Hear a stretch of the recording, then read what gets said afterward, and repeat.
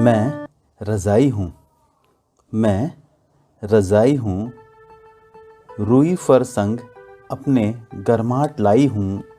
यकीन मानो हजारों साल का इतिहास अपने में समाई हूँ। बड़े बूढ़े हों या बच्चे या हों फिर जवान, बड़े बूढ़े हों या बच्चे या हों फिर जवान, सबको सर्दी ठंड से बचाने आई हूँ। Hello young minds. आमतौर पे ठंड से बचने के लिए हम मुख्य रूप से आग जैसे अलाव, अंगीठी इत्यादि का प्रयोग करते हैं। इलेक्ट्रिक रूम हीटर,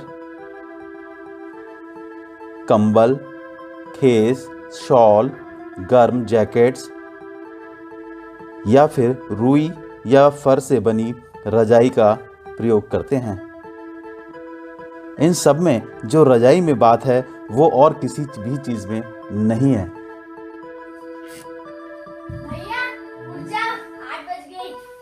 अभी 8:30 बजे अपने को अरे भैया उठ जा, तब पापा डांटेंगे।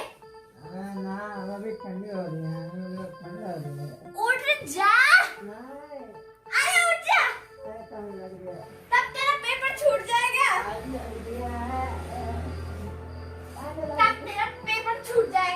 अरे बहुत ठंडी हो रही है, सोने दे। वास्तव में मानव सभ्यता की जब से शुरुआत हुई है तब से लेकर आज तक भोजन पानी के बाद कपड़ा जीने की तीसरी सबसे बड़ी ज़रूरत रही है।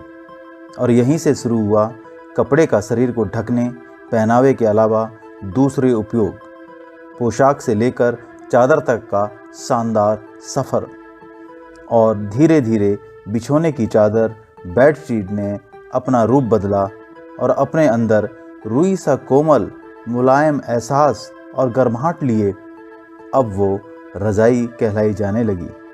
रज़ाई को कई नाम से पुकारा जाता है, जैसे लिहाफ, गोदड़ी, राली, कंथा, किल्ट इत्यादि।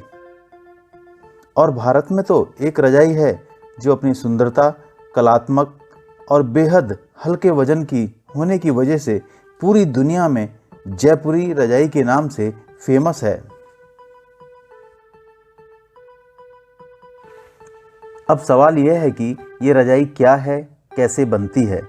तो इस सवाल का जवाब कुछ इस तरह से हो सकता है कि रज़ाई वास्तव में एक 3 परतों वाली सैंडविच की तरह दिखाई देती है, जिसमें पहली टॉप लेयर व तीसरी बॉटम कपड़े की परत होती है, जिसे रज़ाई का खोल कहते हैं।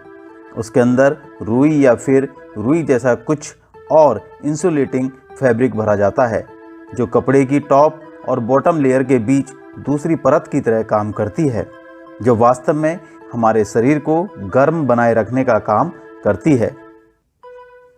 तो चलिए अब इस वीडियो में आगे देखते हैं कि एक अच्छी रज़ाई बनती कैसे है।